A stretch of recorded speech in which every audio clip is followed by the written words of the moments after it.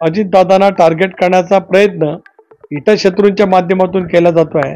अजितदादा पवार यांच्या राष्ट्रवादीला सोबत घेतल्यामुळे लोकसभेला भारतीय जनता पार्टीचं मताधिक्य घटलं किंवा युतीची पिछेहाट झाली अशा प्रकारचं टीकास्त्र जे आहे ते अजितदादा पवार यांच्या राष्ट्रवादीवर संघाकडून डागलं गेलं होतं।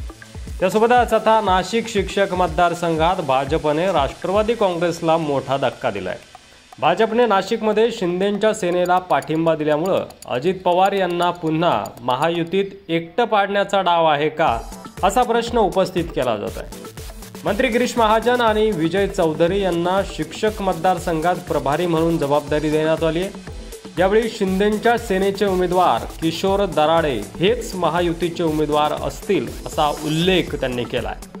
नाशिकमध्ये राष्ट्रवादी काँग्रेसचे महेंद्र भावसार हे उमेदवार आहेत। अजितदादांच्या या उमेदवाराऐवजी भाजपकडून शिंदे गटाच्या उमेदवाराला पाठिंबा देण्यात आला आहे। आगामी विधानसभा निवडणुकापूर्वीच अजित पवारांची राष्ट्रवादी महायुतीत एकटी पाडली जात असल्याची चर्चा आता राजकीय वर्तुळात रंगू लागली आहे।